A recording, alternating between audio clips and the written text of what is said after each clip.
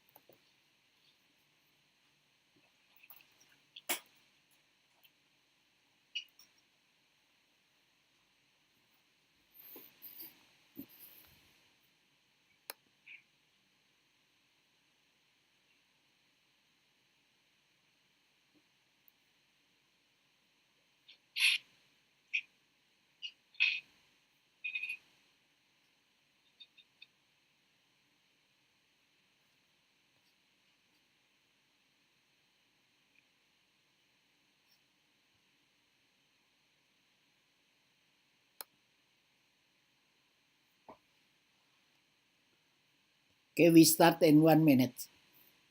okay.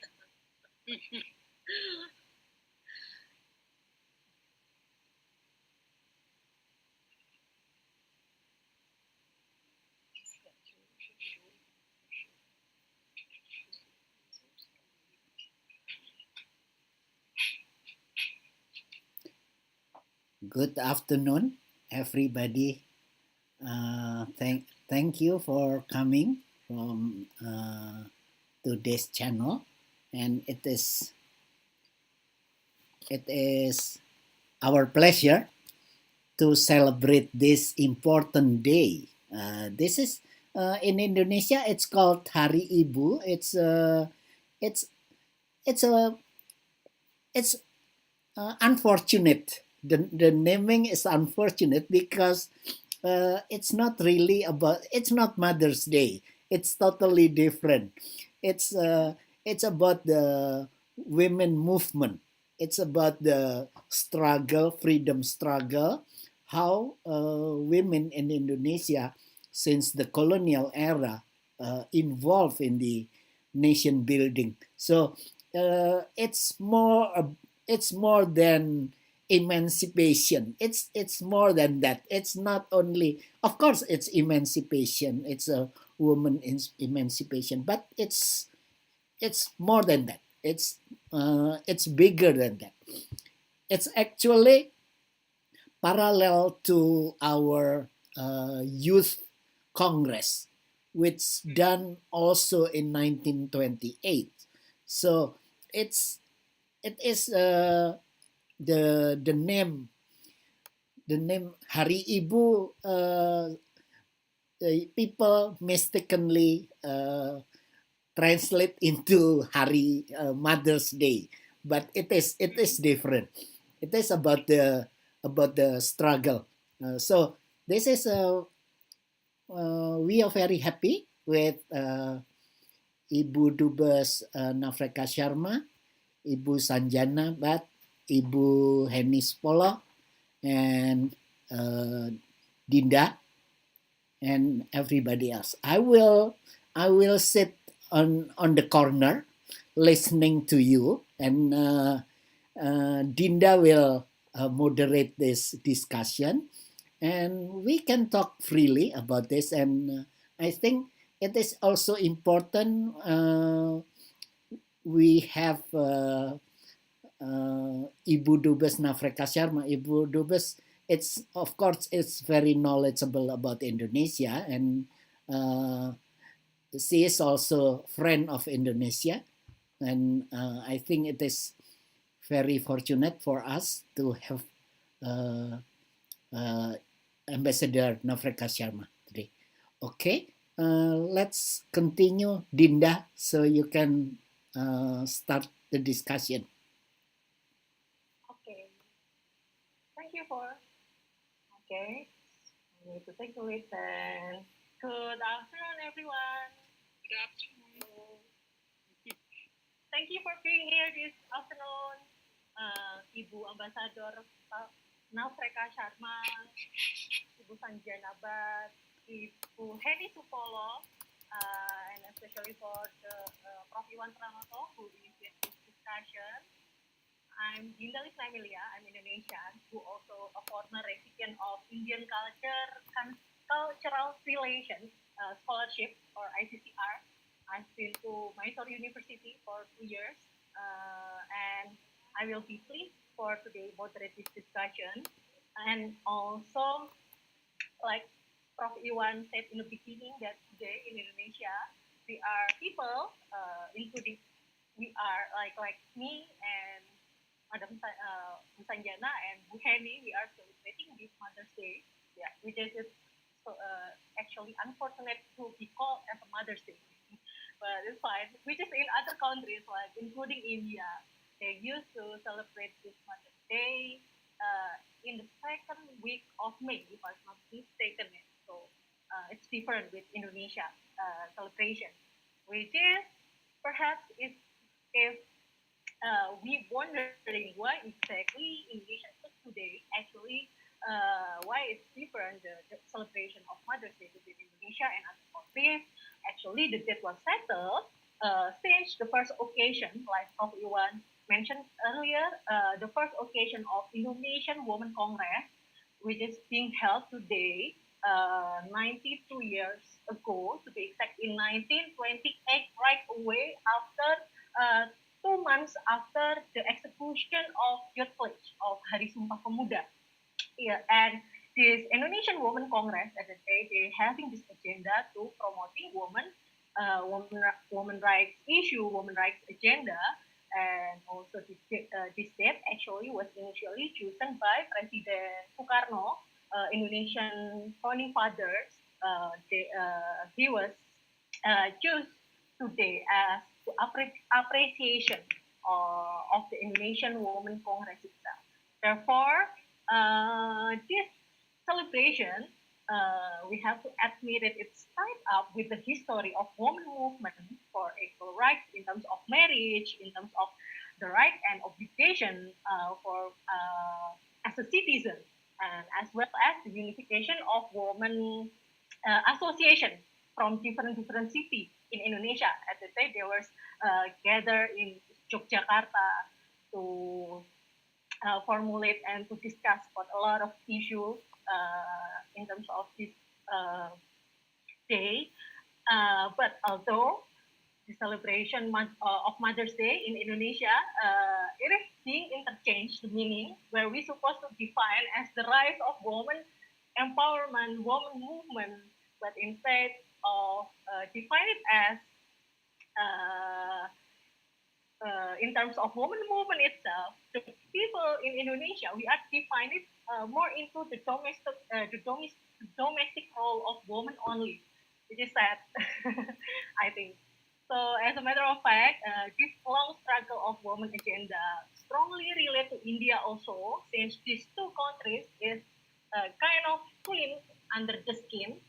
We may like in the skin surface, we might look deeper, but if you look deeper, in India and Indonesia, there are multiple religions, beliefs, ethnicities, languages, culture that share and interact with each other. So today, along with respected distinguished speakers, we will discuss about this more into woman movement story until the feasible agenda between Indonesia and women, either for the present time until in the future as well. And now let me introduce our distinguished speaker. For the first one, we have it Bu Nafreka Sharma. She was on duty as Indian ambassador to Philippines from 2002 until 2006, and Indian ambassador to Indonesia from 2006 to 2008. Okay, yeah, I guess it's correct. And Bu Nafreka will talk about the history of women movement in India and how in the present situation also. So, how are you, Bu Nafreka? Would you please say hi? Hi. Hi. Hello, Dinda. Okay. Hello, Dinda. Okay, Bu Nafreka, you were in Uttarakhand, right? Yes. The name of the city, once again? It's a state, Uttarakhand. Uttarakhand. Yes. And the city is? The city is Ranikhet. Okay, Ranikhet. Okay. Yeah. I thought you were in Delhi, but it's fine then. No, because of COVID. Because of COVID and pollution in Delhi, I escaped. For 2.5 months ago, I came here. I have a little cottage here. I have a little cottage here. Oh, it sounds calming then. Like being isolated with our own self, we having like more time to work in that time. I guess Bu Nasreka, thank you. And for the second, we having Bu Sanjanabat. Bu Sanjanabat is an Indian expatriate who been living in Indonesia for 23 years. It's quite a long time. And since 2003, Bu Sanjana built international school in Surabaya, because in Indonesia, perhaps we acknowledge this international school as SPK School. Ya? SPK School, and the name is Teens International School. She is officially an educator who also having big concern toward special kids education.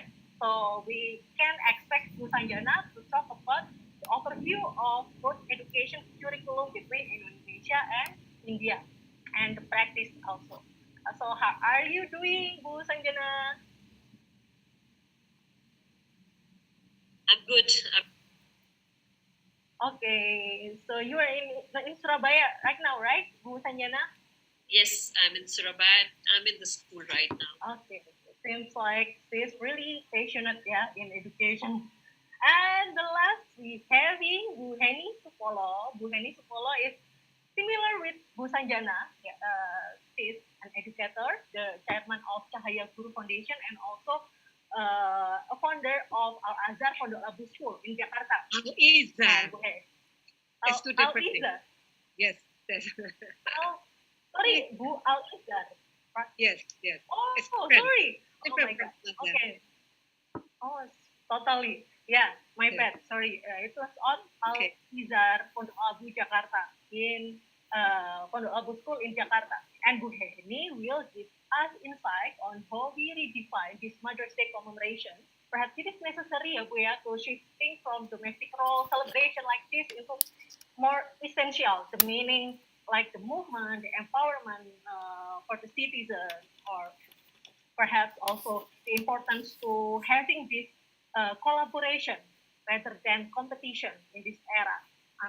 And perhaps until how we connecting the dots between Indonesia and India, women in this collaboration era as well.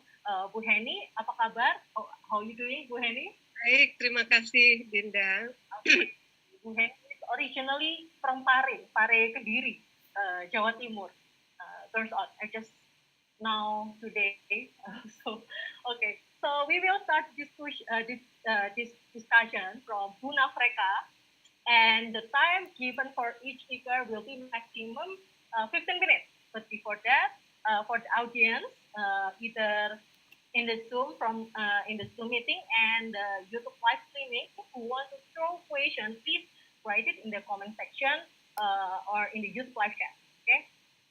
And but it's feel free also to send me DM, because yesterday I received this one question from I don't know who, but it's fine to send the question regarding today's topic discussion to my Instagram direct message also. Okay, so Buna Freka, the time is yours now.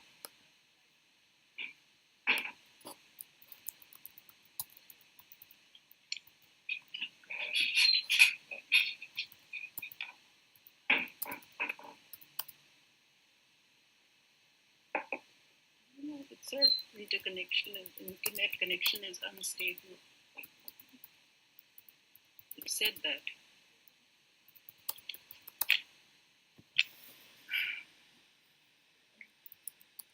I'm on the first speaker, so It seems like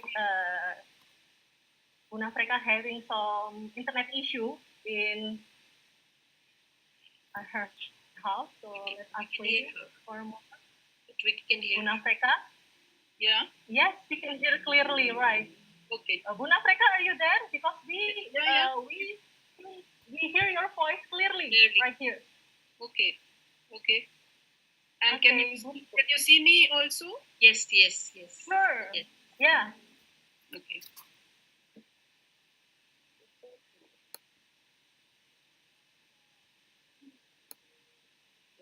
Are you waiting for me to start? Yes, Hello? the time is yours, I guess. Oh, Yes, see. Buddha, can you start? Okay, sorry. Okay, good afternoon, everybody. And most of all, thank you so much, Pak Ivan. Thank you very much. I'm really most honored, delighted to be part of this company.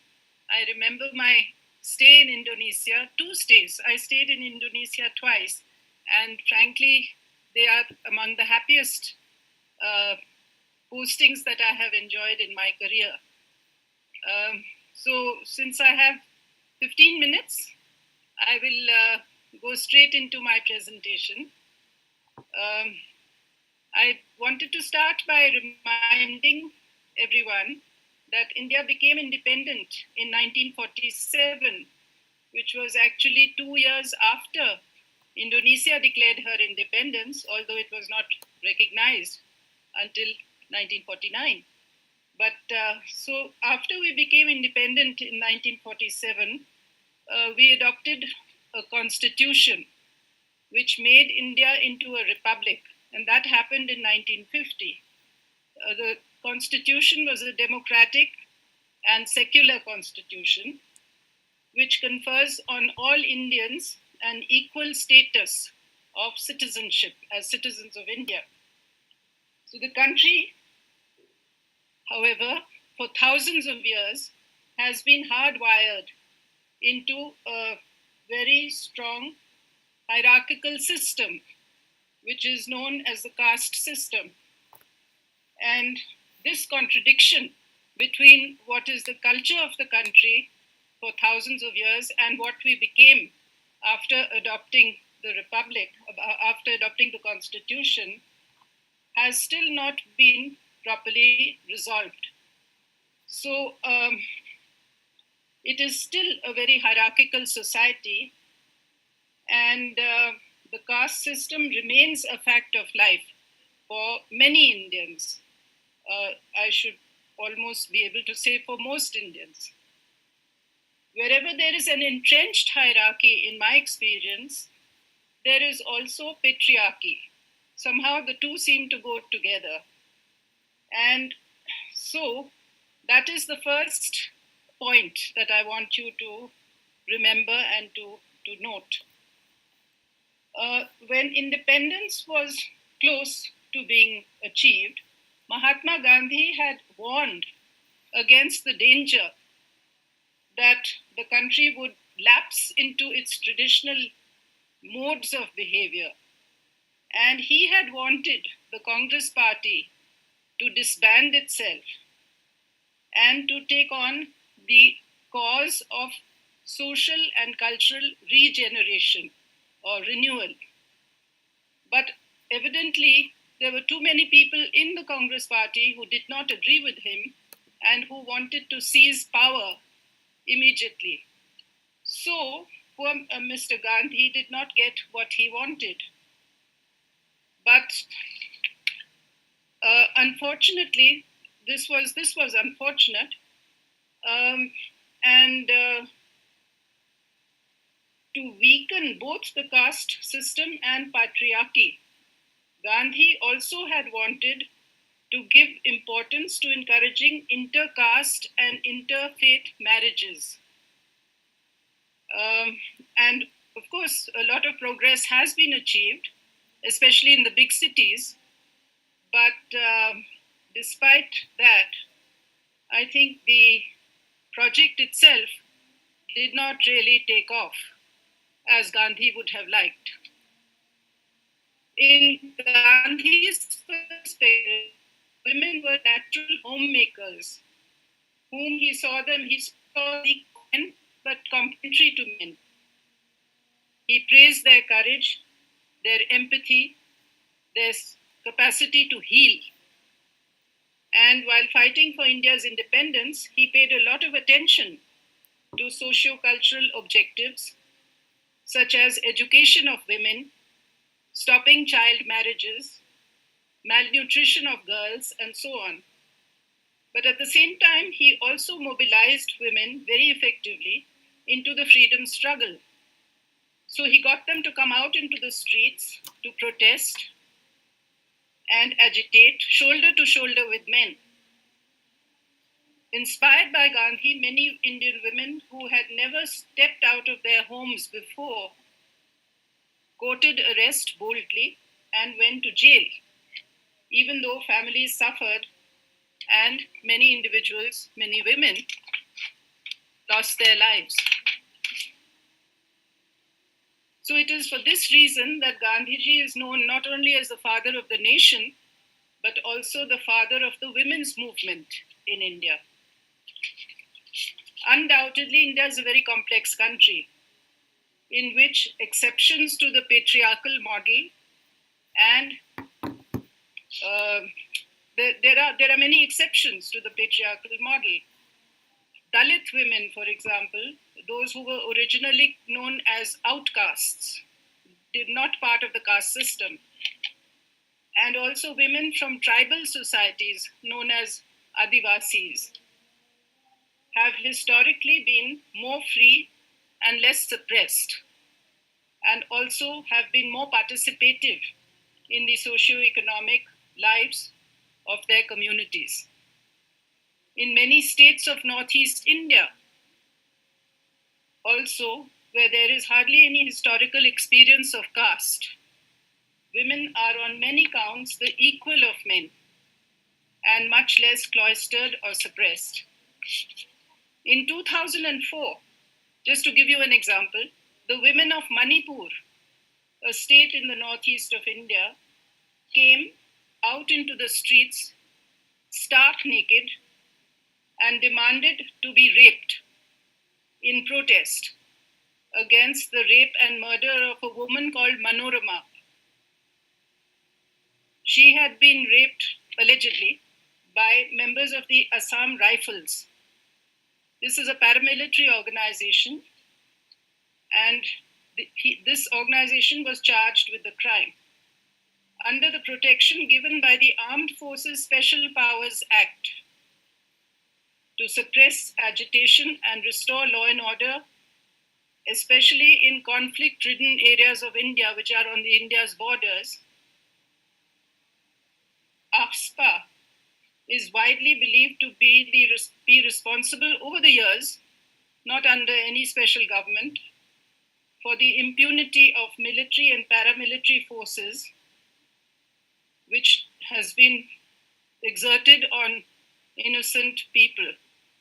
And of course, as always happens, the women and children become the worst sufferers. The Sikh religion, to which I belong by birth, emerged in the 16th century as a product of the contact between Hinduism and Islam. It contains in its ritual and belief systems elements of both Hinduism and Islam. Sikhs, like Muslims, are for the most part originally low caste Hindus who converted in order to escape the caste system.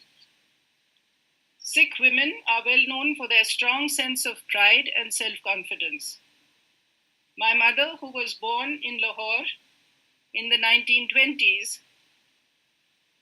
and grew up in an atmosphere of Gandhiji's non-cooperation movement, the Salt March to Dundee, the burning of Manchester cloth, the Quit India movement.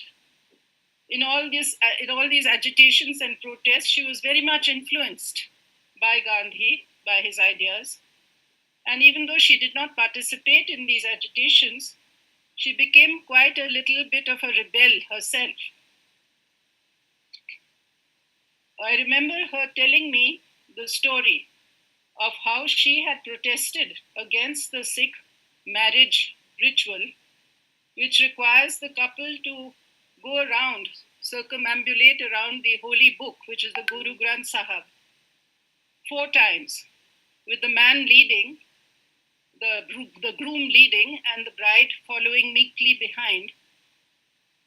So she, at her own wedding, after 2 such circumambulations, she raced ahead of my father and insisted on leading him from the front And it was quite an amusing story and showed her to have a lot of spirit.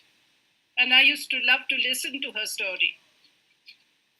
Despite many sparks of hope and resistance by innumerable groups and individuals in India, and some far reaching advances which have been encouraged by the state, it remains true that even after 70 years of being independent, the country has not been able to integrate enough positivity into the lives of the vast majority of her women. Vital statistics relating to women in India are still disappointing. The sex ratio, according to a PIB report, that's a Press Information Bureau report of 2016, was only 943. Biologically, as we all know, women are the stronger sex. And all other things being equal, they should live longer than men.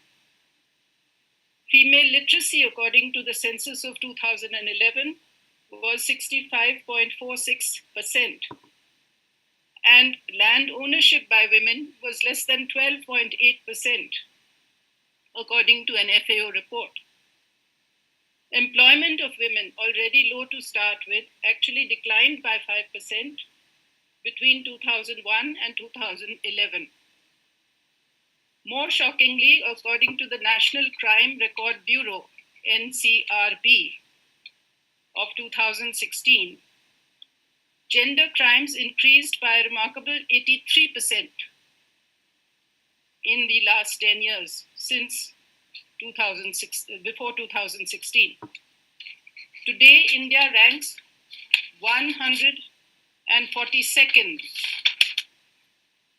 out of 149 countries in terms of the economic participation of its women, and is the world's third lowest ranking country in terms of women's health and survival, according to the World Economic Forum Global Gender Gap Report. National and international statistics, therefore, remain disturbing, with patriarchy not only persisting over large sections of Indian society since independence, but having in some cases morphed and become even more virulent. In these circumstances, and despite strong mobilization by women's groups all across the country for reservation of 1/3 of the seats in parliament for women, and the lip service which has been paid by all major political parties in support of this objective, a women's reservation bill introduced by the Government of India in 1996 appears to be going nowhere. Female participation in the national parliament was a mere 11.8% in 2017 and only 9% in the state assemblies. I have been posted to Indonesia twice. For the first time in the early 1990s as the DCM, Deputy Chief of Mission, and for the second time as ambassador between 2006 to 2008. My first posting was more enjoyable because as DCM I had more freedom to make my own friends and did not always have to make them for official reasons. My lasting memory of this phase of my life is the strength and courage of Indonesian women, and equally so, their very feminine grace and comportment. The boldly expressed views, laced with humor, of Julia Suryakusuma, the courage of Marian Katopo, the sweet dignity and thoughtfulness of Meghavati Sukarnoputri are deeply etched in my memory. I'm glad I was able to arrange a visit for Ibu Megha to Orissa to visit her Indian family, the family of Biju Patnaik, during the time that I was ambassador. Biju Patnaik, as you may remember, was a very close friend of Sukarno. And in fact, it was he who gave Ibu Megha her name when she was born. Devi Fortuna Anwar was a formative influence in my life, whether she herself knows it or not. Her sharp intellect and knowledge of strategic affairs, especially concerning ASEAN and Indonesia, impressed me thoroughly. My older daughter and I had once enjoyed a wonderful weekend in her village home in Padang, in Sumatra. I recall clearly discussing with her over a lunch the sensitive topic of how financial responsibilities should be shared in a household between husband and wife. I think I started the subject by telling her that I was a little diffident in terms of money, in matters concerning money. And indeed, I may have confessed to her that until I came to Indonesia, I did not even have a bank account of my own. And that I would automatically take my paycheck and give it to my husband on the first of every month. She was shocked to hear this. And she said to me that as far as I'm concerned, I follow one simple principle. My money is my money, and my husband's money is also my money. So that policy, I must say, impressed me a lot. And coming from a woman who had a full-time and very demanding job outside the house, but who is also a housewife and responsible for the domestic finances, it made ample sense to me. I must also say that it helped me to restore my own marital balance in my own life. Today, 12 years or more, 12 years or more since I became, since I retired and became a free person, I'm very proud to say that neither of my two daughters suffers from the same self-inflicted doubts, hesitations, and fears which I used to have to struggle with. My younger daughter, indeed, is now deeply engaged in women's issues through an NGO which she runs in New Delhi. Let me conclude. Although the picture regarding women in India is a mixed one, and the instances of positivity of late seem to be increasing. Two very recent instances of spontaneous mobilization featuring women have given heart to the women's movement in India, and I can hardly close my presentation without referring to them.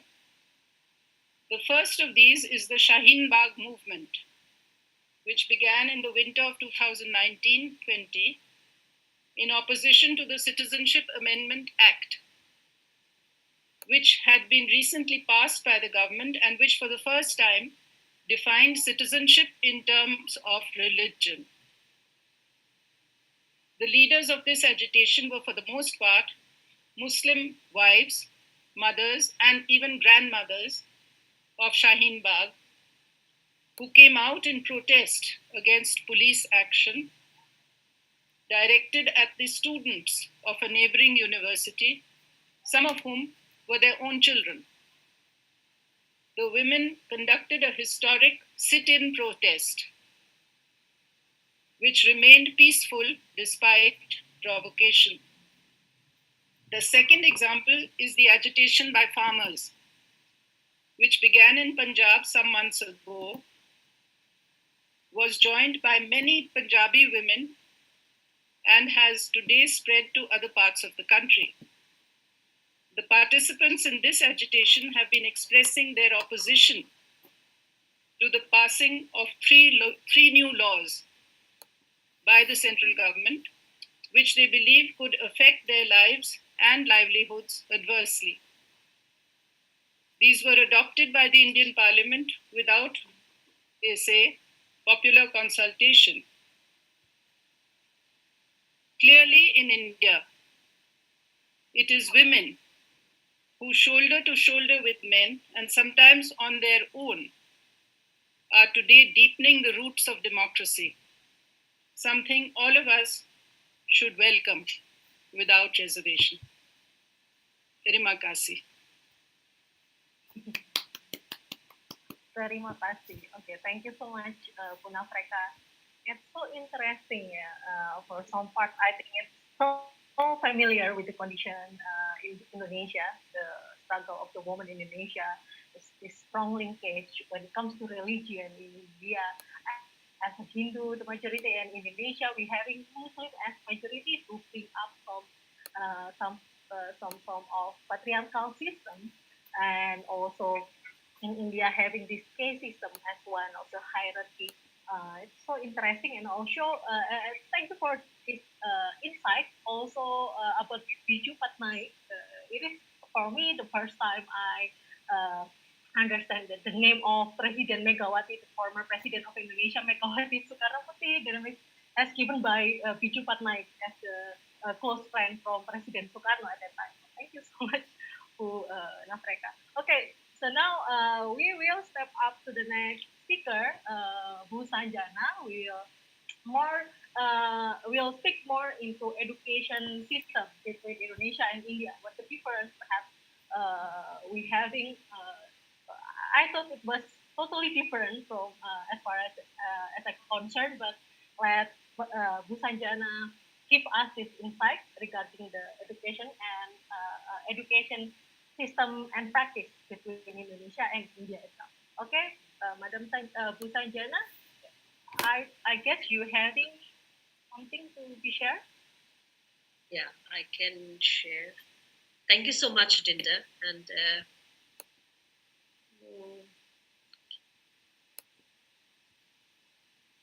can you disable the screen sharing?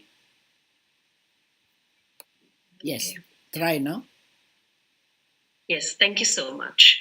So, good afternoon, friends and august fellow panelists. It's really a privilege to be participating in today's webinar. What makes this more significant is the fact that we are having this webinar today on 22nd of December, which is Hari Ibu or Mother's Day or a women's emancipation. And for me, it is an honor to share the panel with Her Excellency, Madam Naureka Sharma, who I had the opportunity to meet in 2008 in Surabaya when she was about to leave Indonesia. Thank you, ma'am. Ms. Heni Supolo has made significant achievements in education through her Yayasan Cahaya Guru. Our host, Professor Ivan Pranoto, Education and Cultural Attaché, Indonesian Embassy in India in 2018, and the moderator for today's Ms. Dinda, who has completed her master's degree in India.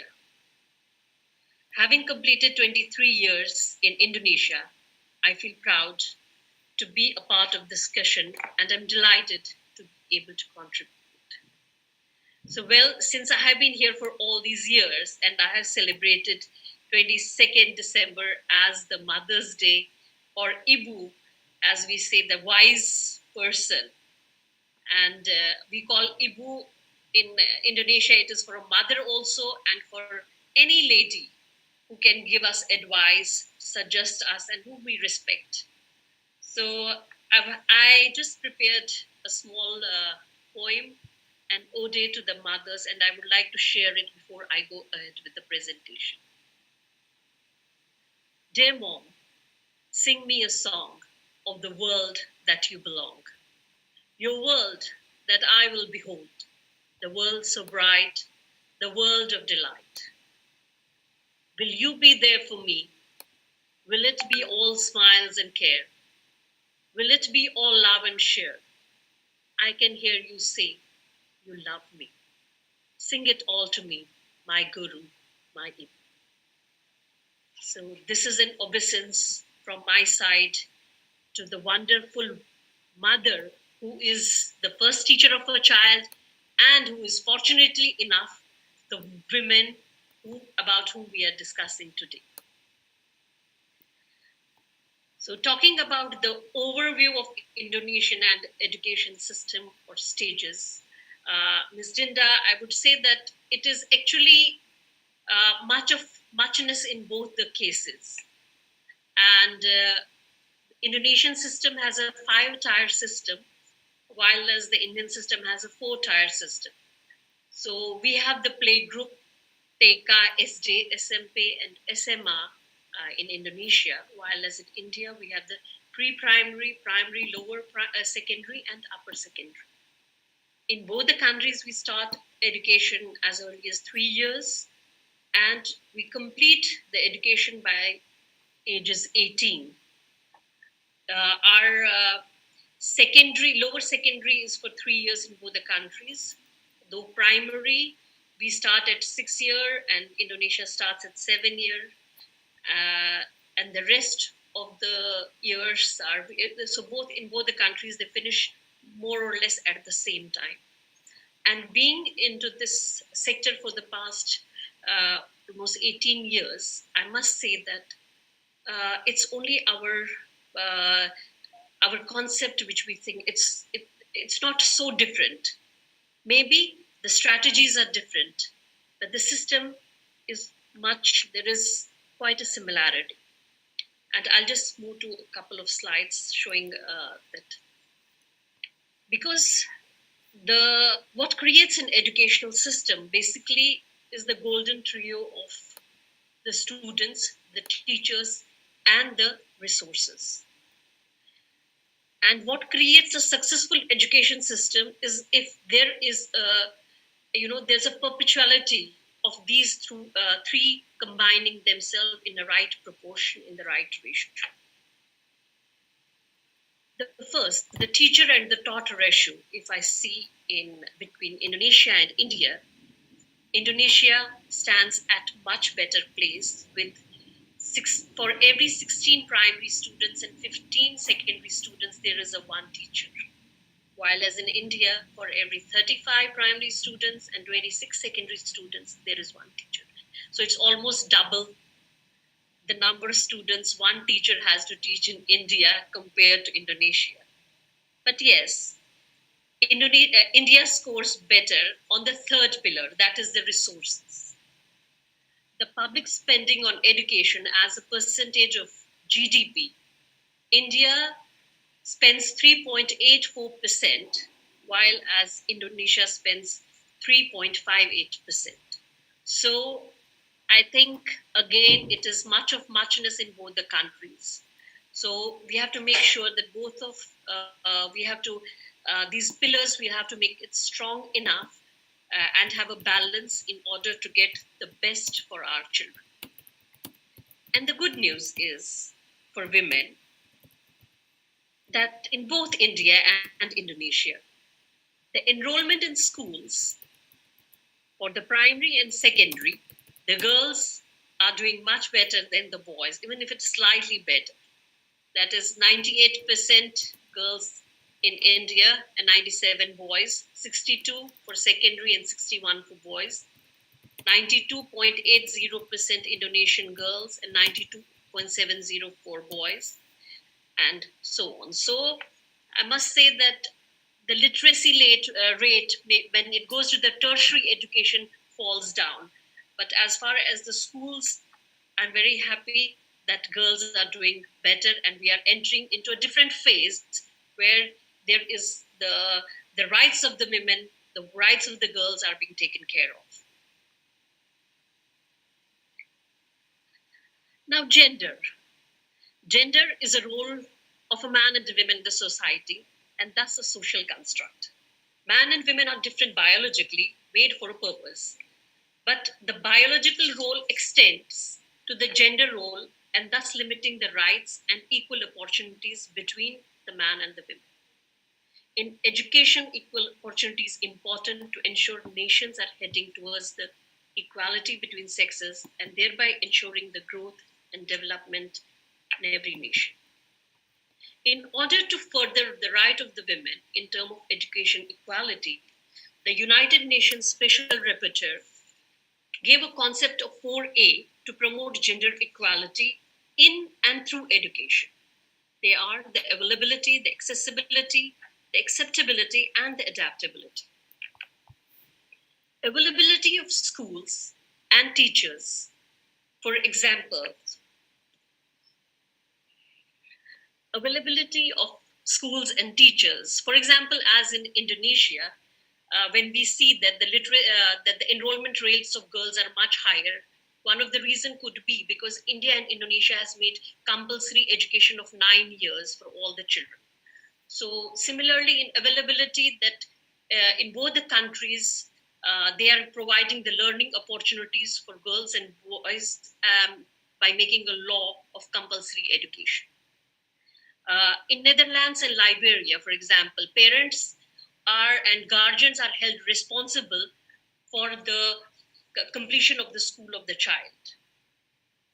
Also, a good balance between male and female teachers at all levels serve as an indicator for gender equality. For example, in Egypt, there is a lower rate of enrollment of female students because the parents of the female, they do not want them to be taught by a male teacher. Therefore, we should ensure that the availability of female teachers is there, and also that parents are held responsible for making sure that they contribute in the education of their children. Accessibility. This it's an important aspect. For example, in Morocco and also in India, they have built sanitary conveniences for the girl child. In Nepal, they're providing books, textbooks free, and also there is in every primary school there is at least one female teacher. In Tunisia, the government provides scholarships to the girls or the women who take up technical education. So, in order to motivate them, in fact, in India, girls were also provided with some computers and bicycles, so they could just ride to their respective schools to motivate them to reach to the school. So accessibility is another factor. The third A is acceptability. From fear to equality. Bullying and terrorizing are one of the major factors why girls are dropping out of the school. Some of the countries have taken major decisions to eliminate this fear. For example, in Colombia, the school textbooks don't have sexist stereotypes.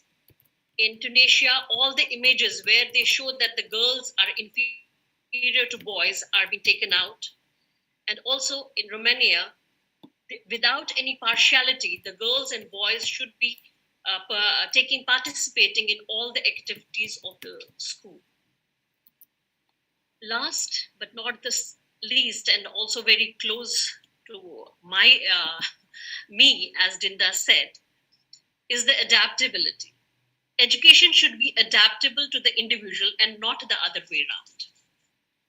Girls who are special needs, or the girls who are differently abled, for them, education is the first thing which is ruled out. These children should be given equal opportunity as inclusive learners. Of course, boys should be also given the opportunity of inclusive learners in a normal school, so that they don't feel different and psychologically they become more stronger to be able to serve themselves in the future.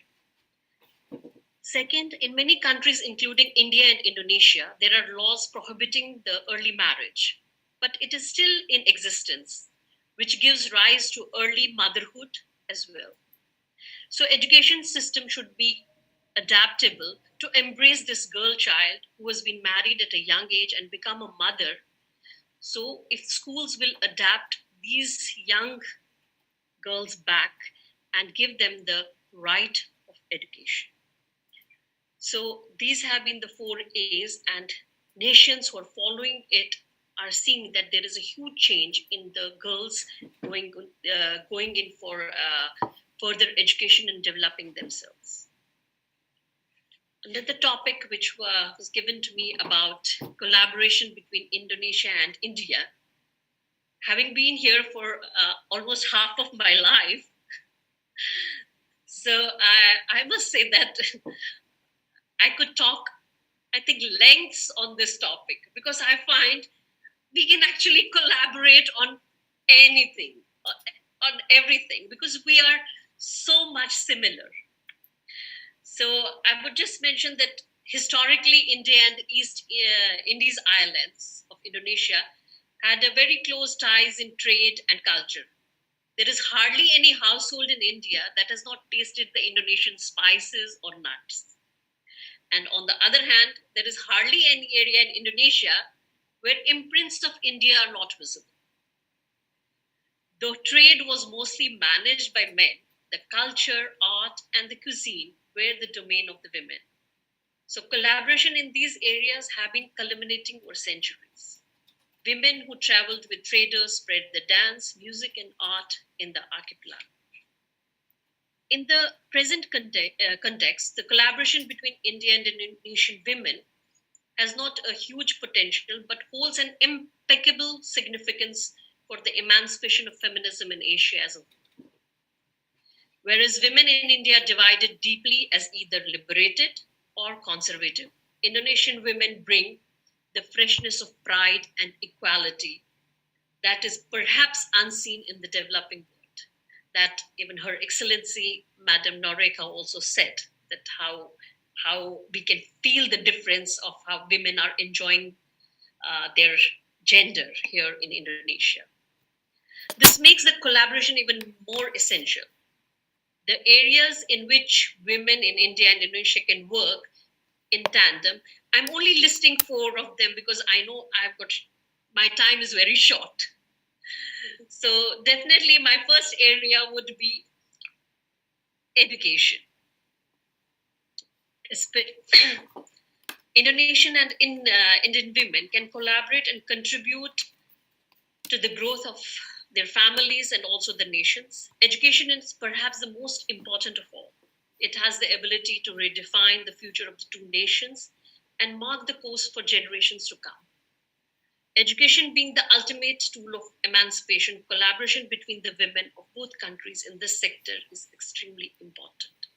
Exchange of teachers, curriculum concepts, literature can lead to better understanding between the people and strengthen the historical relations. As women in both countries need to have more presence in designing and defining the future of education and have more participation in STEM, as can be seen by the chart, where there is a very less presence of Indonesian compared to even India. Even if we multiply by 5, it is still half of India. So this is one area which I think we can collaborate strongly with India in order to move the women towards the STEM education, which is going to be the future of education. The second is, which I really love to describe about, is agriculture and farming. Just like in India, Indonesian women also contribute significantly to the farm workforce that drives the agricultural sector. Though both the countries are highly dependent upon the agricultural production, not many women have been able to make to the forefront of the agricultural development, research, and technology. A hands-on approach in promoting women to the leadership roles in agriculture can highly be beneficial to both the countries and lead to a collaboration to share and exchange their knowledge in this green field. It can redefine the roles of women in India and Indonesia. I believe if women can serve the best food on the table, they can help grow the best food on the farm. And the third one is healthcare and medicine. Medicine, nursing, and rehabilitation are areas where Indian and Indonesian women can collaborate in a big way. This holds true not only for the modern medicines, but also for the traditional medicines like Ayurveda. Also, exchange of knowledge and technology on modern medical techniques, nursing, and pharmaceutical products can be synergetic to both countries. Pharmaceutical products, India, with a huge population, gains on economies of scale. Therefore, the prices of the medicines are much, much cheaper. And Indonesia manages a good healthcare system, the BPJS, the medical insurance facility, arguably the best in the world. Both countries can collaborate and exchange these expertise they have in their respective fields. And lastly, the most vibrant is the textile and fashion. Whenever there's a mention of Indian women, fashion and design are the first images that cross the mind, thanks to Bollywood. As the culture of Indonesia and India is held together by its roots, so are the tastes in fashion are almost the same, as you can see in the slide also. How much similarity, be it the women's clothing or the men's clothing or even the batik paints.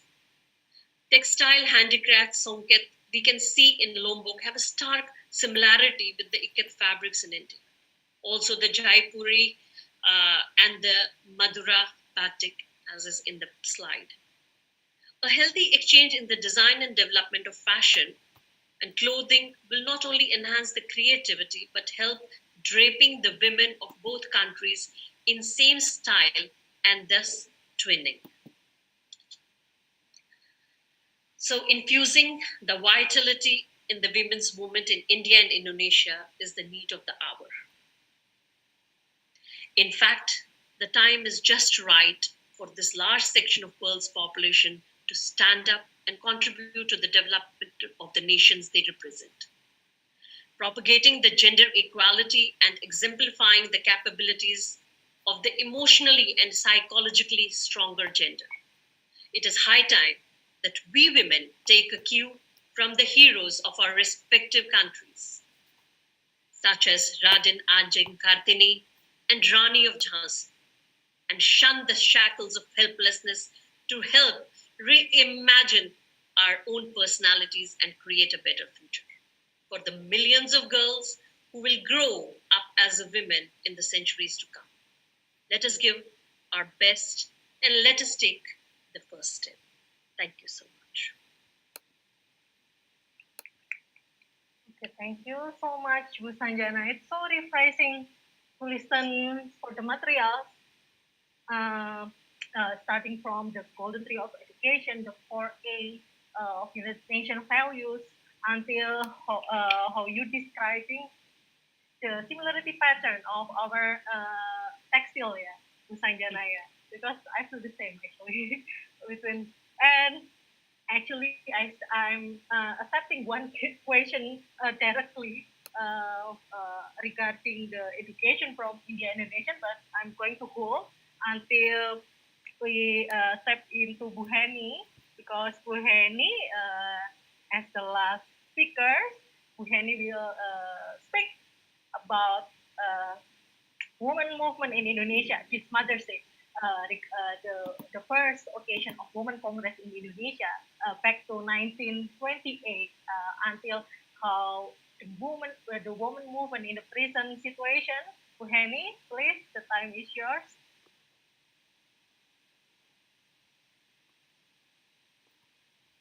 Bu Heni, you still being mute? Okay, thank you. Okay, thank you. Thank you, Dinda. First of all, of course, I would like to thank Professor Iwan Pranoto for inviting me to this important discussion. I'm always excited to have opportunities where we can share our thoughts and experiences and how we can collaborate. Today, 92 years ago, the first Women Congress in Indonesia was conducted. Just 2 months after the Youth Pledge Congress and 17 years before our Independence Day. There were about 1,000 participants from 23 women organizations gathered and raised women issues, including the position of women in marriage, access to education, and child marriage. And I'm so glad that Mr. Sharma mentioned about this too. But here, I would like to draw our attention to an interesting detail from the opening ceremony of the Congress, which was very rarely discussed. During the opening, there was a performance consisting of 3 scenes. 2 parts of them were taken from a Javanese traditional play, both familiar in our culture actually, India and Indonesia. The first scene was taken from Ramayana. It was about Sita undergoing a fire test to prove her fidelity to Rama during her capture by Rahwana. And the second one was about Srikandi, who was very well known for her mastery on archery and fought along with Pandava in Kurukshetra battlefield. These two figures reflect two totally different characters. Shinta's willingness to go through the fire test just to win her husband's trust reflected a certain interpretation of expected female chastity and submissiveness, whereas Srikandi, who was very well known as a strong-willed and independent woman, was pictured as masculine through her outfit and behavior. Srikandi's existence could be also used to raise awareness on gender themes. Using a gender diversity perspective, Srikandi illustrates that gender is non-binary. This thought itself is still quite controversial even now in Indonesia, almost 100 years after the performance. I find it very intriguing, in a positive way, of course, to see Sinta and Srikandi together in one frame. It is a pity that there is no further information on that, as far as I know, about the strategy behind it. But then, just like any other performances, we are free to interpret it accordingly. This is especially important for us who works on diversity issues. Then, the tone of the last part of the opening was different. Several women wore different traditional costumes, sang Indonesian songs in Indonesian language. Keep in mind that only 2 months before, the Youth Pledge Congress stated to have unifying language, Indonesian. Indonesian is the language used in the first women conference. Some of the speakers struggled to use that language yet, but still tried their best to do so. It is so clear that even though the topics discussed were women issues, it was always related to national movement from the very beginning. The attendees were reported shouting, "Bravo, Indonesia women," after the third scene was over. With that performance alone, we can already imagine how the three scenes were strategically interweaved. The third part concluded the previous two, that Indonesian women are diverse, but that with all the diversity, they were all Indonesians. Even 3 years ago, we were already celebrating our diversity. And I wanted to share that detail, particularly because I found this a very strong message. Blackburn in 2017 wrote that it was the first Women Nationalist Congress where all women tried to be part of the nation. And this is a new role for them. One cannot forget that this is also the start for Indonesian women to speak together in public. What they said, what they did, how they said things were important to be reported, especially compared to the history of Women Federation, which was failed later on. Teachers' role in colonial time. Moving forward from historical moment, I would like to mention my grandmother. As a chairwoman of Putri Setia in Pare, East Java, my grandmother attended the Second Indonesian Women Congress held in 1935. She was a primary school teacher. Why I mention that? Simple, teacher's role. The idea to hold the first Women Congress actually came from Suyatin, the chairwoman of Putri Indonesia.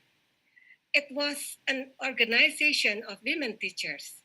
She was already an activist when she was still a student, mind you. a member of the influential Young Java Youth Organization, one of the initiators of the Youth Pledge Congress. This 21 years old teacher then got the support from Raden Ajeng Sukonto and Nyi Hajar Dewantoro.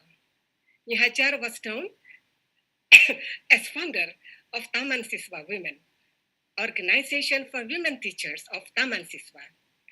With that in mind, it is only fair to conclude that teachers played important role in Indonesian Women Conference. Now, impact for Indonesian women. How does the first Women Congress shape the present Indonesia? First of all, it showed that actually women voice matters, and it is strong. It also proved that diversity in thoughts, perspectives, and backgrounds can make us strong. And I believe this one is the important value we should draw from the first Women Congress in Indonesia. Indonesia is still struggling with same challenges our founding mothers were facing almost 100 years ago. Child marriage, for example. 1 out of 9 girls are married before reaching 18 years, is the data from UNICEF in 2018. That brings Indonesia the 10th highest child marriage population in the world. And with that prevalence, it is hard to guarantee access to quality education. Child marriage itself, we believe that is a form of violence against children. In our fight to protect women and children, we have to admit it is a sad fact that our House of Representatives withdrew the sexual violence bill from this year's national legislation priority. And this conveys a message that alarming issues is not considered a national priority. In the last few years, we were also especially familiar with violence in the name of religion, especially during the presidential and local election. This started in 2014 only, but the impact grows unstopped and are entering even the classrooms until now. More and more, we have discrimination based on religion entering education institutions such as schools and universities with different forms. However, we are also encouraged with the rise of social movements and young activists who are mobilizing the communities, utilizing technologies and digital spaces to speak up against violence and discrimination. We really need to nurture this. As I mentioned, child marriage, violence, and intolerance, one key underlying those factors remains, and that is education. Education in terms of knowledge to raise understanding and awareness, but also education institutions and their influential role in preventing the challenges. As I mentioned, in my role as an educator, and throughout my experience working with teachers for some corners of Indonesia, I have heard so many stories of fantastic people that are trying to use the education system as an entry point to create change. From West Java, I met a primary teacher who would knock the parents' door one by one, explaining about the risk of child marriage. He found out that fathers were usually the sole decision maker for this. So, every time he went to the student's house, he asked to meet the father. Through his consistent efforts, in 4 years' time, 100% of the girls attending his school continued to the next level instead of dropping out to get married. From Central Java, Another teacher bravely chose to teach about reproductive health and rights. She even teach about HIV and AIDS, although around his school this topic is still considered a taboo. From Maluku, teachers learned the extreme pain of being divided by religion, vowing never to experience that again. Many teachers chose to focus on peace education and really created safe spaces for students with different religious backgrounds to get to know each other and learn how better to be divided by religion. Of course, there are many more positive, incredible stories, all possible through the power of education. And it all happens in the corner of Indonesia. With the topic of collaboration with India, the relations between Indonesia and India, there are obvious similarities in how communities are the main social tractors. There are also high disparities and inequalities and deeply rooted social norms that can be harmful, especially for women and girls. When I imagine the future would be for women's movement in Indonesia and India, I see two countries with shared experiences and the great opportunity to create spaces to link and learn from each other, to tackle the root causes of gender injustice and intolerance, to safeguard and expand our civic space through jointly increasing public support, improving laws and policies, strengthening women's movements and civil societies, and working for gender just and violence free society. We know that women have played an indispensable role in fighting for our nation's freedom and unity. As teachers, as caregivers, as community mobilizer, or as National Congress initiators, I wholeheartedly believe that applying a gender lens to major decisions and policies related to development and education will finally aid in addressing the challenges in women's issues that we have faced throughout history. Thank you. Thank you, Bu Henny. So here we go. We're done with three speakers, but if I may, can I, throwing my own question as a moderator, perhaps I have this privilege to throw my own question. No, I mean because it's connecting with the material from Bu Henny. Bu Henny, actually, it's a good idea. What the strong message that you conveys today, and it leads to my thoughts. Like we are living in this patriarchal society, which is it's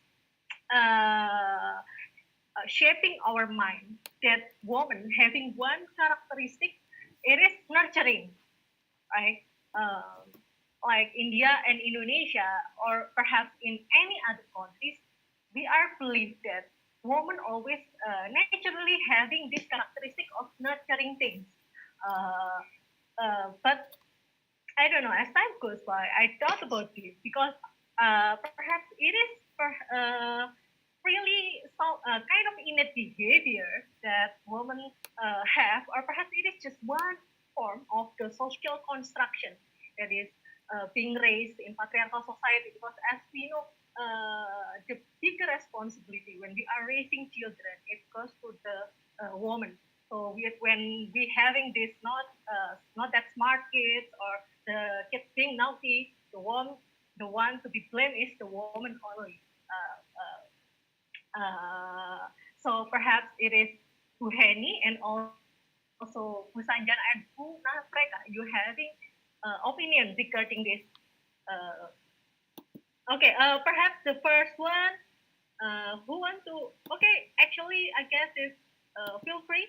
Bu Heni, Bu Sanjana, or Bu Nafreka. You want to speak first?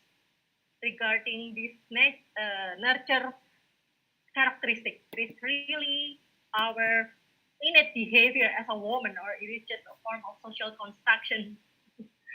Wendy, perhaps you want to go first with my question. I don't know, but this is what's happening. Actually, Prof. Iwan Pranoto introduced me to very, very strong and knowledgeable women from India. And I was thinking, this kind of, the exchange in communities is very important. When we talk about the social problems or the social challenge that we face together, and asking the Ministry of Education to have the same length of understanding about it, I think probably we need communities to really support that. And I don't know, but so many things that we can learn from India as well. And when Professor Iwan introduced me to Kiran Sethi, I Googled, and I found a school. The name is Satyabhati. That school has 254 schools, and what touched me is that they serve the underserved. They're dealing with child marriage. They're dealing with violence against children and women. They're dealing with all the social problems, and all of them are the underserved. And I can imagine how beautiful it is, and especially now we can communicate through this virtually. If we can also introduce some of our schools in Indonesia and talk with them and share experiences and share everything that we can share together, because that way then we can learn a lot from what our friends do.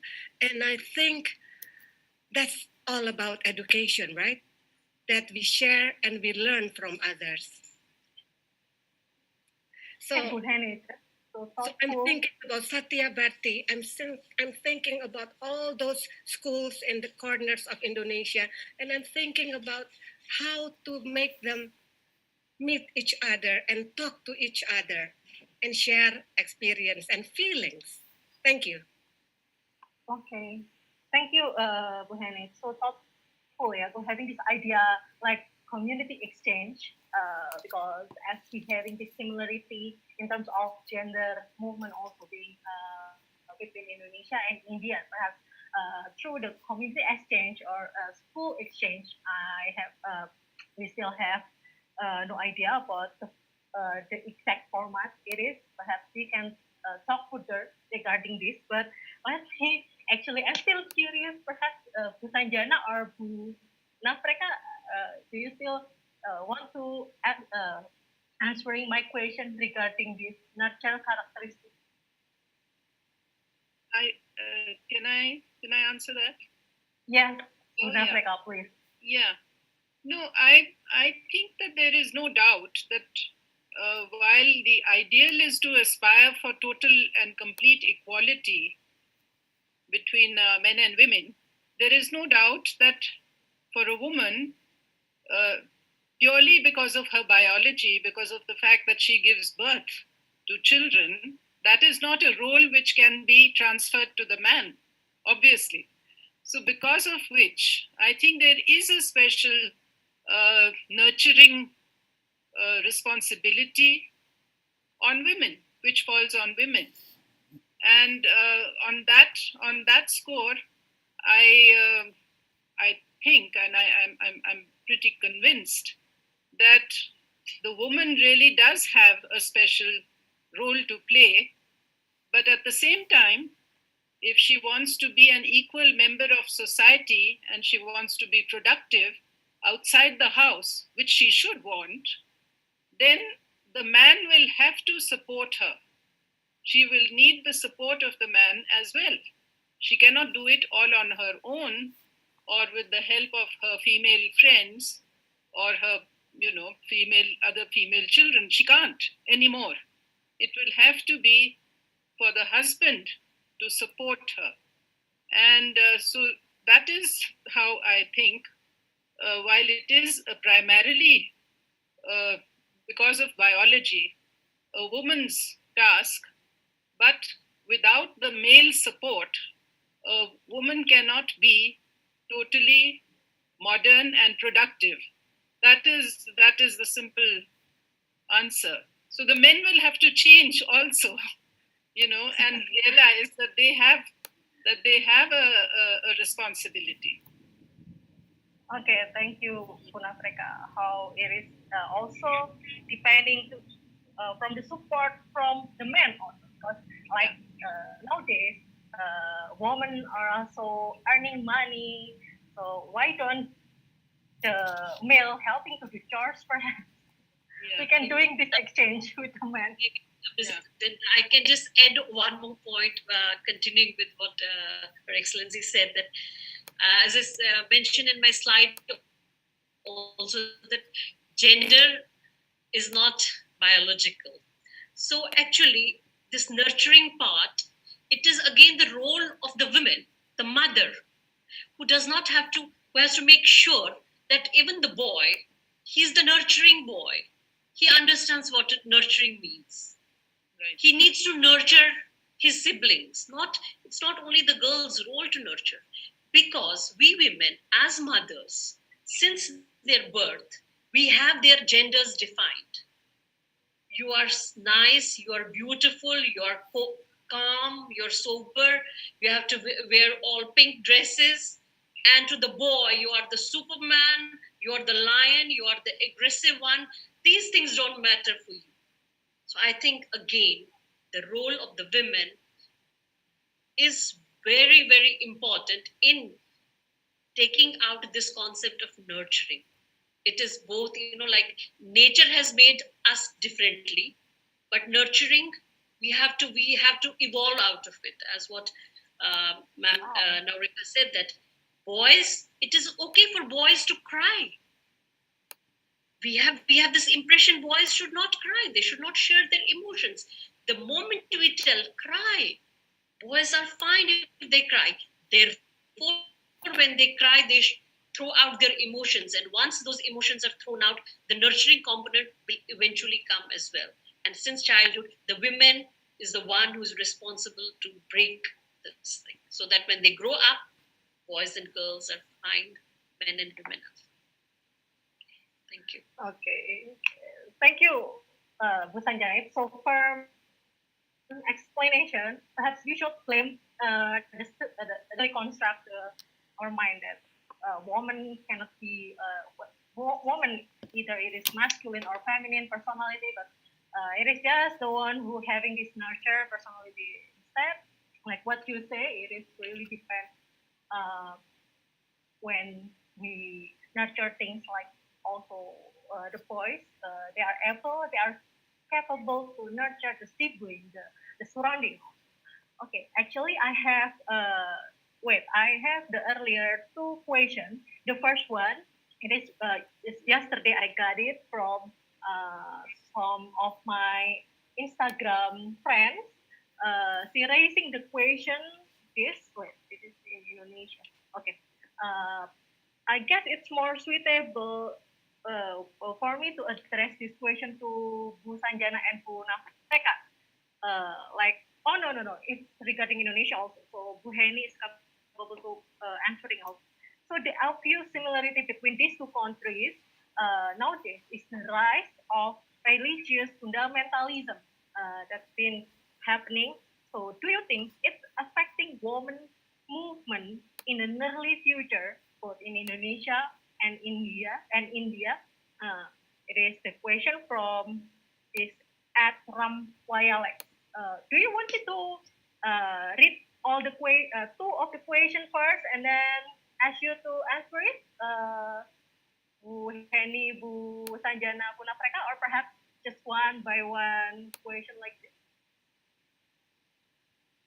Okay, I guess I'm going with the second question. The second question, it is from at Nafa Yulika, also in the Instagram, when yesterday, because the poster have been posted in some organization of India and Indonesia, Indonesian student in India. That's why some of the audience, they send this direct message to me. So the second question, it is about the the education in India. Sorry, it was in Indonesia. Nika was saying if in India and Indonesia actually the education system is not too different, but how come she find out that the when it comes to the fee, India having this more affordable price when it comes to higher education. Maybe Madam Sanjana and Bu Nafeka will have the right answer regarding this. But for the first question about the rise of religious fundamentalism happening in both countries, Indonesia and India, three of the speakers, Bu Nafreka, Bu Sanjana, and Bu Heni, also want to give her expert opinion regarding this because, as we know, yeah, either in Indonesia and India, it's actually the same. When the radical Muslim Indonesia, I don't know how they perceiving this gender movement as a how to say in bahasa Arab or Indonesia they say it like murtad. It's being contradict with their values. But I didn't see. I'm the one. I'm grown up Indonesian Muslim with Indonesia for the whole of my life. I feel like the value of gender movement in Islam is really compatible. We can just having the same value, the same mission, vision right here. That's why I didn't get it. And also in India, perhaps it is regarding some of the strike, yeah, in the last months, perhaps in some states in India regarding the implementation of something act. Sorry, I was forgot. It is also contradict the Hindu and Muslim something in India. Okay, perhaps to Nafreka first, you want to answer regarding the rise of this religious fundamentalism either in India and Indonesia. How do you think how far it is will affecting women movement in the nearly future in both countries? Perhaps in the context of India only. Fine. Munafreka, did you hear me? I think I already addressed this question in my paper. The CAA, that is the name that you have forgotten, maybe. That is the Citizens Amendment Act. Citizenship. Citizen Act Amendment Act, yeah. Yeah. That is the one that, yeah. So many Muslims were alarmed, were afraid that this act will affect their right to Indian citizenship because for the first time, religion was introduced as a factor in citizenship. As you know, in the Constitution says that anybody who is an Indian citizen born in India, irrespective, regardless of religion, regardless of caste, regardless of gender, anybody has the right to citizenship. So this time there was a law which was passed which made a qualification and it welcomed from neighboring countries, including Afghanistan, any refugee who wants to seek a home in India is welcome, except Muslim. So that is first time we have such a law. The Indian courts are still not given their pronouncement on whether this law is constitutional or anti-constitutional. There have been more than 200 cases which have been filed before the Supreme Court, but so far they have not given any judgment. But people have been exercised, people have been agitated, especially Muslims. And in the protest against this law, it is the Muslim women who have taken the lead. So yes, this is probably the first time that such a situation has arisen, and we are still waiting and also mobilizing. Many Muslim women came out in the streets, but peacefully. There's been a very, very peaceful agitation. Unfortunately, because of the COVID pandemic, the agitation had to be called off. So let us see. It is still something which the result of which, or the outcome of which, we still have to wait and see what happens. But women have been very strong, very brave, because they have not allowed themselves to become violent. No, you see, that is, it's still an ongoing process. Okay. Yeah, It's still ongoing process.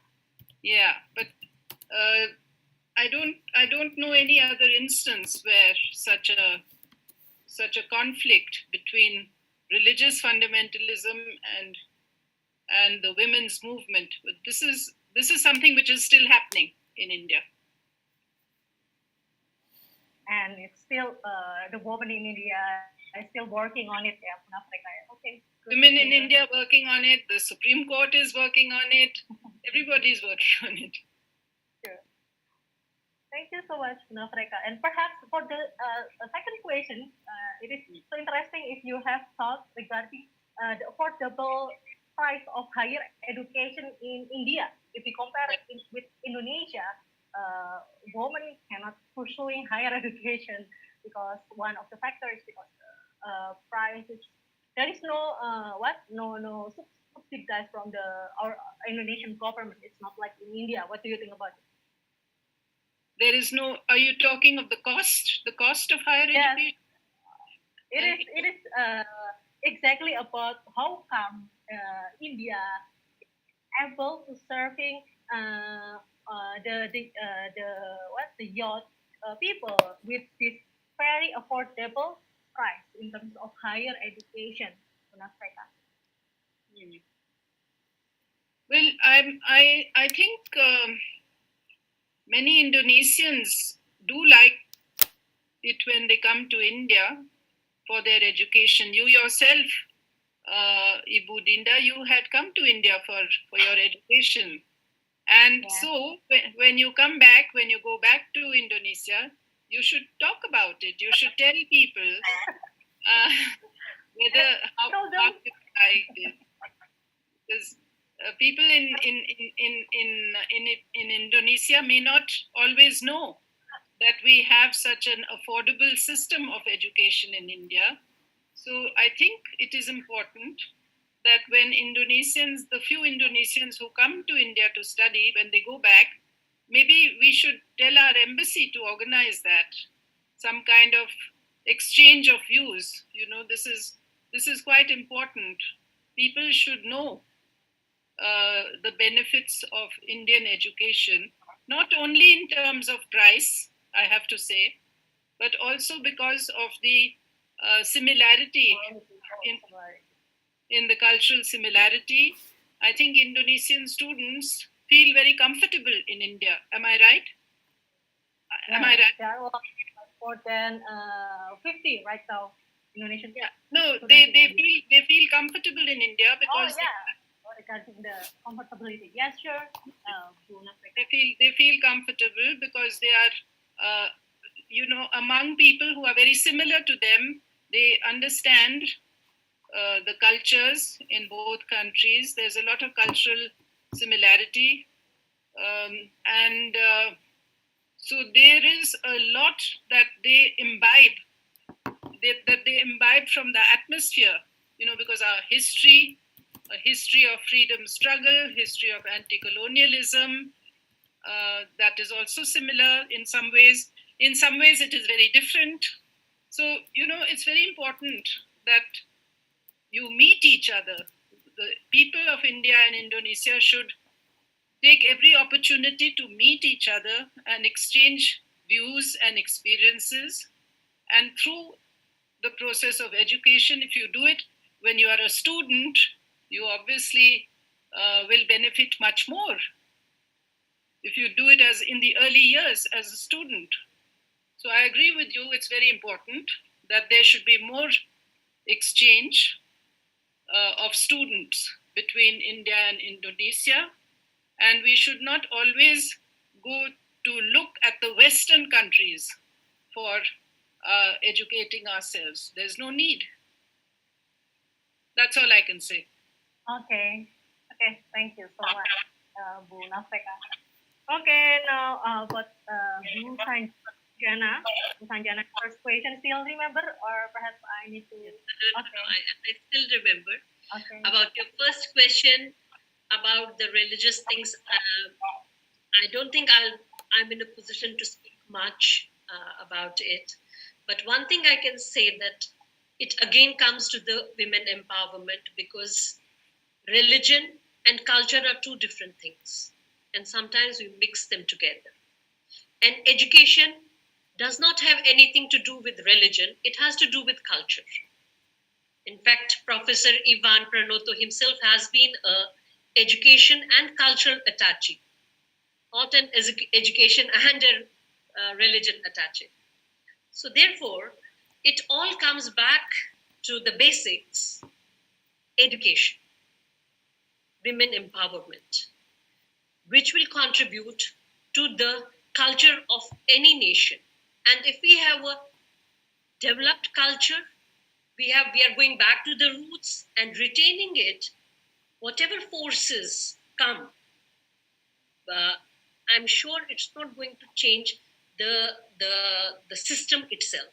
Religion is separate, and culture and education is separate. Sometimes we mix them together, and that's where the big problem lies. So if we all understand that these are two separate things, and education does come under culture, I think we can make a big we can make a big jump towards development of the nation. So let religion be there. Let everybody follow whatever they wish to do, because everybody has a right to. So I think that's maximum I can talk about it. And coming to a very important question, which I'm very proud to speak about, is that how come Indian colleges this thing are cheaper compared to, as I said in my presentation also, that the GDP, the percentage spending, the public, according to the GDP also and the public spending, the percentage is much higher than in Indonesia. So even the government spends much more for education compared to Indonesia. That is one point. And second is, like in pharmaceutical products, and the population helps, that is we work on the economies of scale, because we have a huge population, huge number of students. Sorry. Therefore, the prices do come down. That would be one of the reasons as well. And so, yes, but at the same time, not compromising on the quality. Again, here there is no relationship between the price and the quality. The quality of education remains to be the best, but the prices are coming down because the government spends more on education there. And second is, because of a huge population, it works on the economies of scale. Thank you. Okay. Thank you, Madam. Thank you, Bu Sanjana, regarding this. It's so short, but very tells it all about the question regarding first and second question. Oh yeah, and then the last about from Bu Heni, because we still have another question. So, Yeah, what do you think about the? Do you remember? Should I read it for the first and second question, Bu Heni? I think it's about conservatism, Yeah, nature. religious fundamentalism, the rise of. I just want to pinpoint a very simple sample. We know that the sexual violence bill is now extended to the next year, probably, which has to be done this year, actually. But instead, there is the family resilience bill. And I need to read this part, which is very interesting. Article 24.2 of the draft, it states that every husband and wife who are legally married are obligated to love, respect, honor, and be loyal to each other, as well as to provide physical and spiritual help for each other. So, can you can you imagine that now the state comes into our house, that even we have to love because the state says so. This is just a sample, a very good sample of how conservatism comes to us. And we didn't have it before. And another thing, why I chose the opening from the opening of the Congress, why I chose Sri Kandi. More and more I get the questions from parents, which is like this. Ibu Heni, how to ask my son not to dance because I don't want him to be feminine, and vice versa. This kind of thing, this kind of feeling, this this concept of binary itself in gender binary, uh,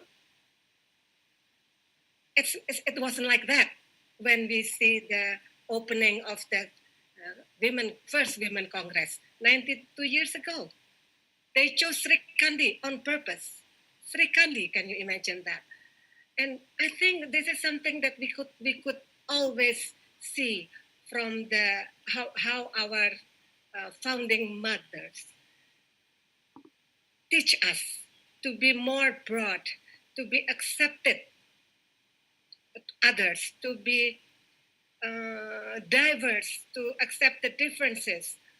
And I think this is something, if we don't shout now, if we just keep quiet, we can get trapped into like this family resilience bill. It's good that I don't know until when we can say no to this family resilience bill, but I cannot imagine that even for love, the state has to take care of us. Okay. Thank you so much, Bu Heni. It's so interesting, Bu Heni mentioning about this bill, yeah. Or in Indonesia, we used to call it as RUU PKS. It's kind of proposed bill to combat the sexual violence in Indonesia, because even until now we still have no protection when it comes to sexual harassment in Indonesia, and I read in India also, because sexual harassment is being like so common in these two countries. And this bill of RUPKS is having intention to make our legal system being like more victim oriented in dealing with cases of sexual violence. But even like Buheni said, it's still been canceled. Perhaps next year, because until now we have no progress at all, or perhaps it's the same with India, who having this CAI,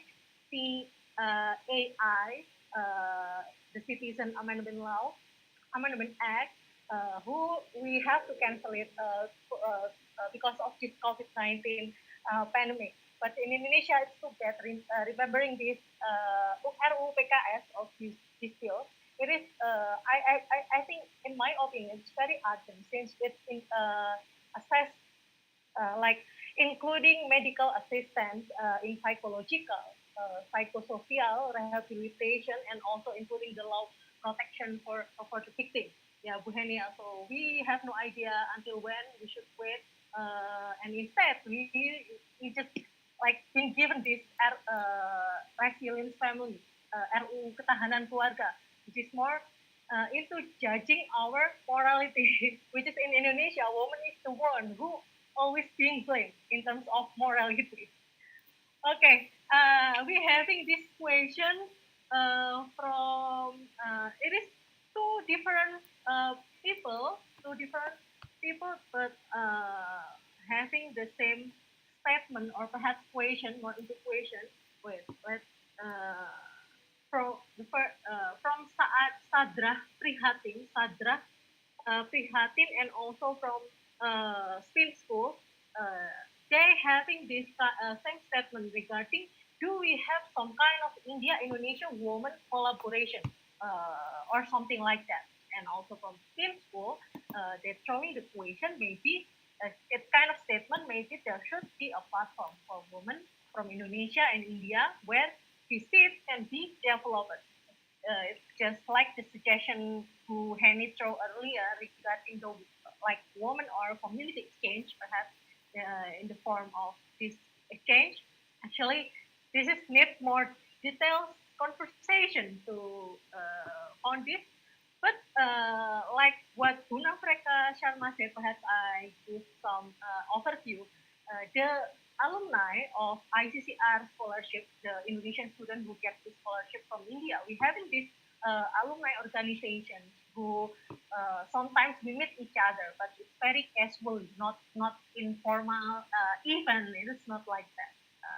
It is perhaps it can be one of the overview on how to develop this field.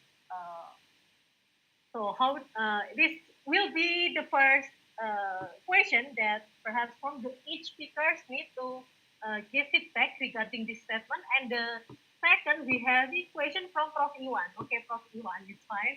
So as the question right here, Prof. Iwan asks, why is in Indonesia the right of women to hold leading positions in politics, in particular, still argued? It is the question Prof. Iwan addressed, perhaps to Henny, and I can answer a little bit, but it's not the expert explanation, and also Bu Sanjana, because she's the one who living in Indonesia for the half of her year. uh, okay, and it is in the chat, Zoom chat. If you want to see the question, where is it? And the last question, okay, we having three right here. The last question is from Ade Irawan. Ade asking, in the history of Kongres Perempuan Indonesia, there was a strong discussion between progressive feminism and conservative religious feminism, especially when talks about religious views such as polygamy and child marriage. How to put a bridge between these two of sides, between these two sides of progressive feminism and conservative religious feminism. Okay, it is the third question. Okay, so for the first question of sorry, regarding where to find wait. Oh, regarding the India and Indonesia collaboration, maybe we can talk further about it. It needs very detailed conversation. And regarding the Prof. Iwan question, why is Indonesia we lacking the right of women to hold leading position in politics in particular still argue?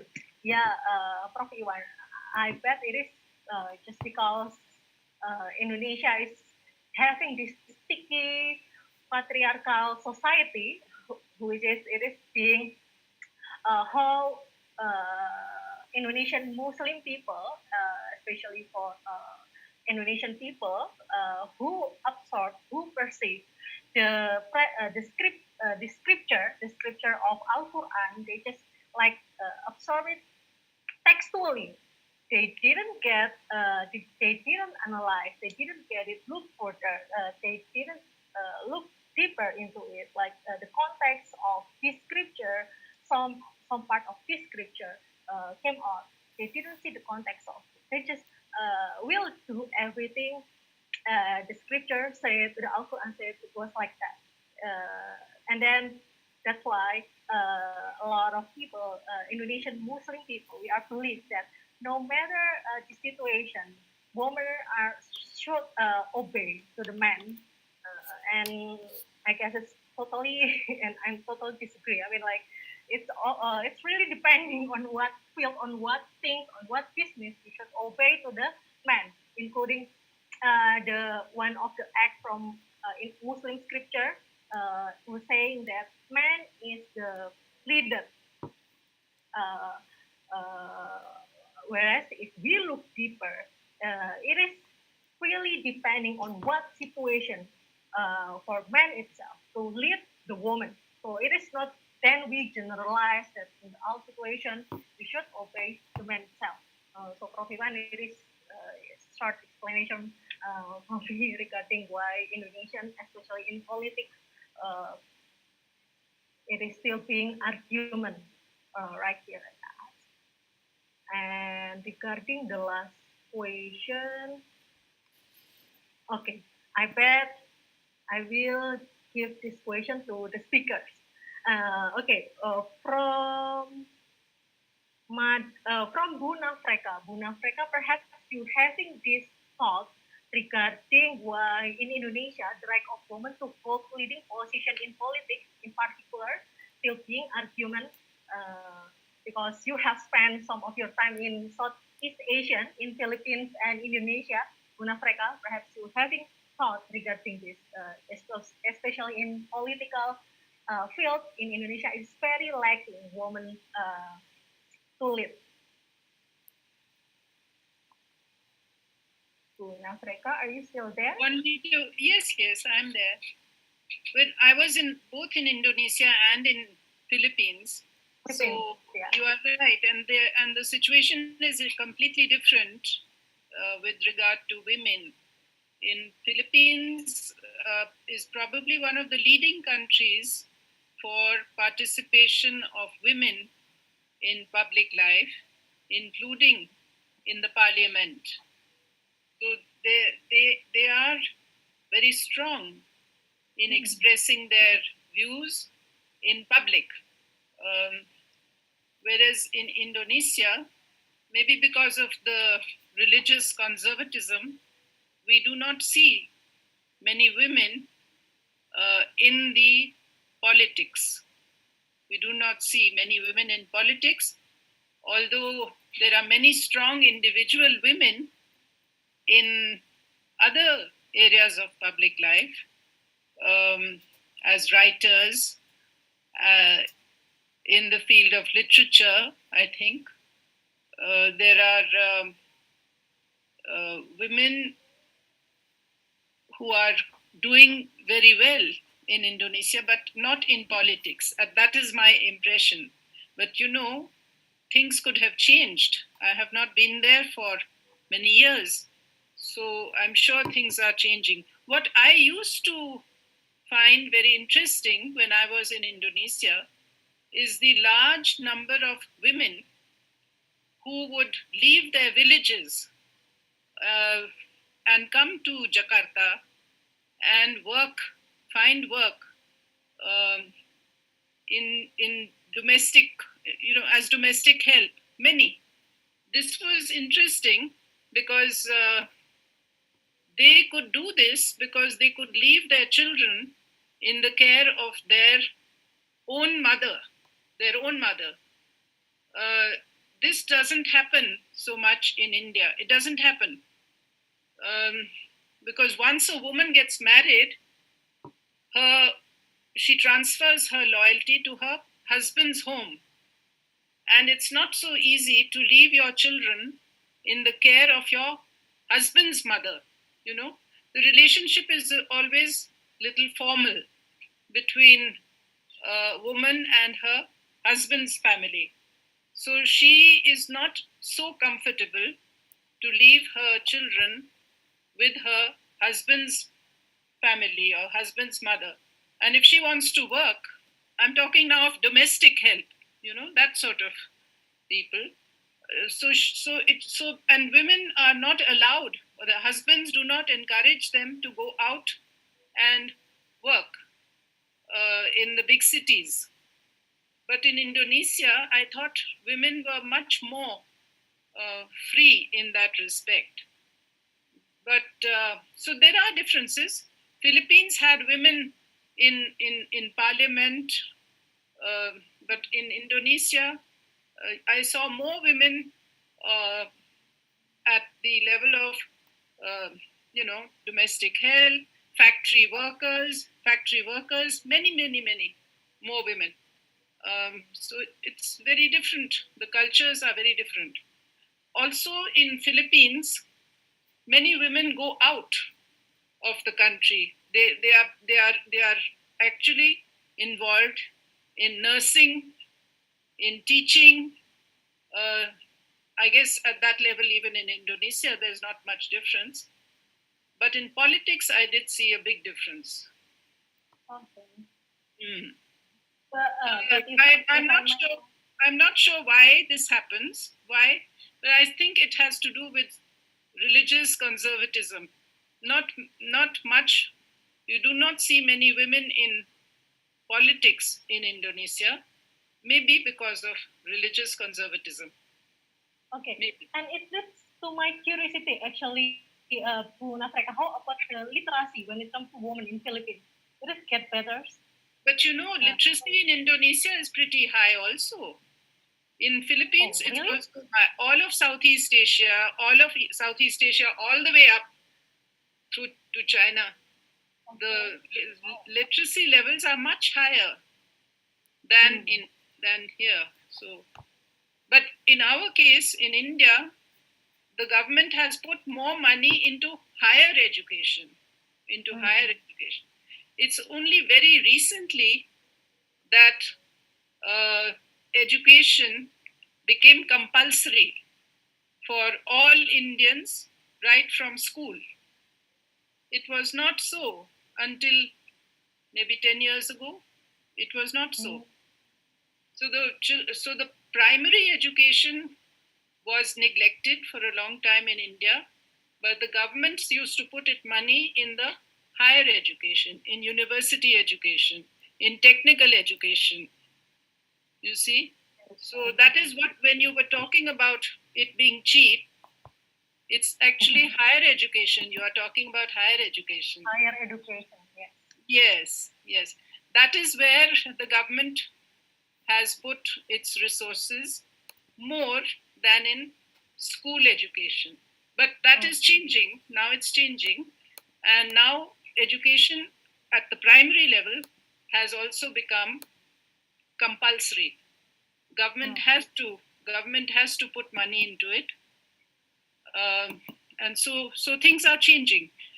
Children are demanding, parents of children are demanding primary education much more. Of course, the other thing is that people are also moving from villages to cities. The migration is happening much more from the last 20 years. Since India became liberal, globalized, our economy changed, our economic structure changed. So more and more people are coming from the villages to the cities, to the cities. So when they are there in the cities, they have more facilities for schooling, and they are demanding schooling, which when they were living in so that's it.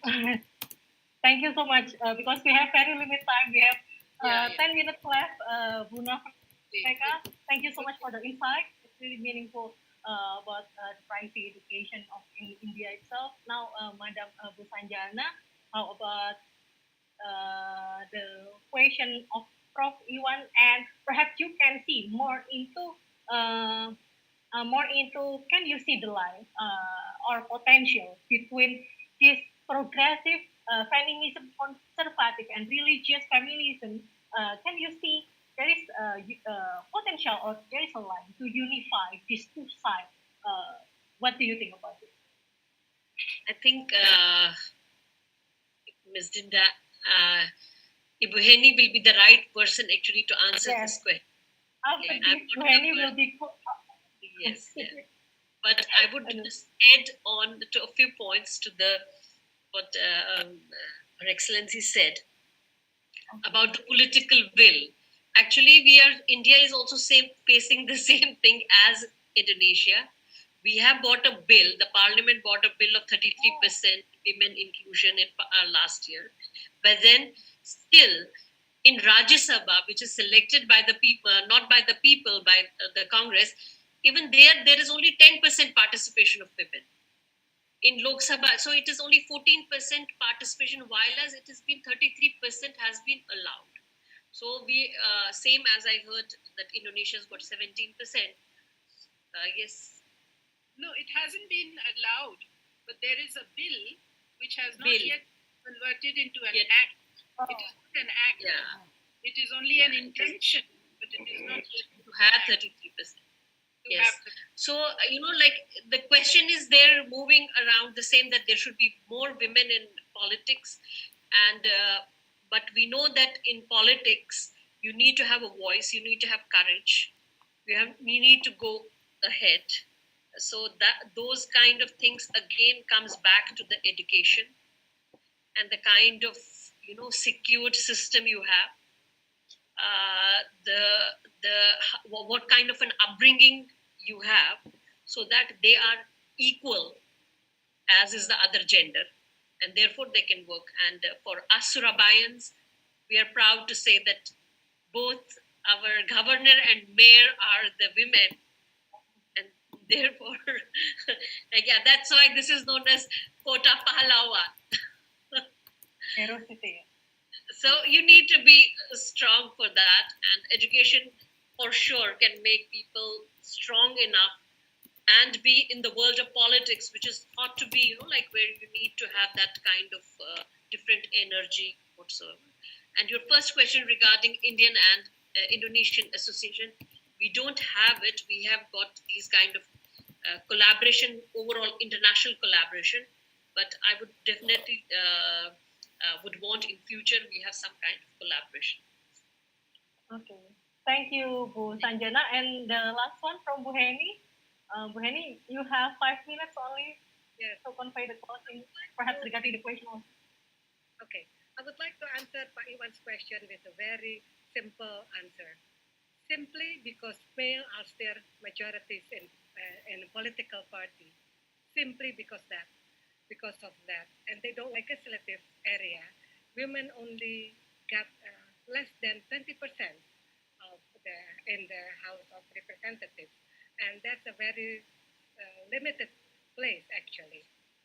And for Pak Ade, I don't think that we need bridge when we read the book by Susan Blackburn, that everybody in that conference, in that Congress, agree to disagree.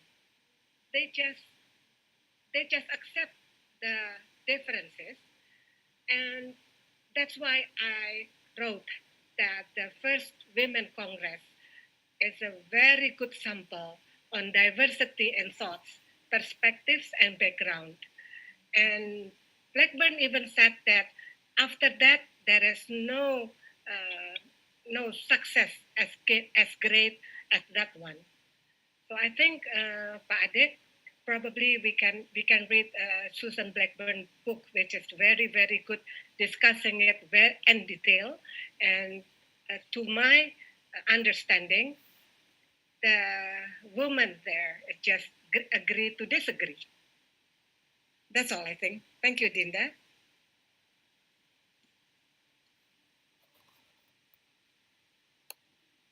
Di-unmute, Dinda.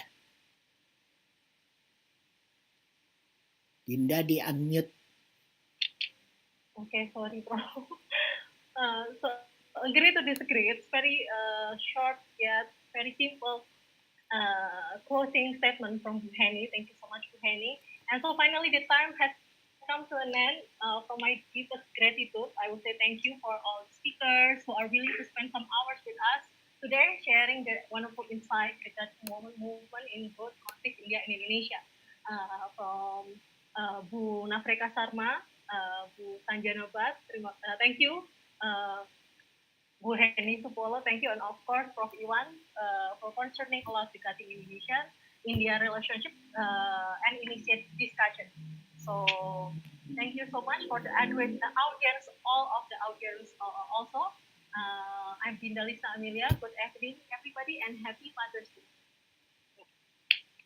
Thank you. Thank you. Thank you. Thank you, Pak Iwan. everybody. Thank you. Bu Thank Eni. you. Thank Thank you. you, Bu Parma, Bu Sanjana. Thank you. Thank you, Pak. If I'm not mistaken, I can see Bu Herawati also.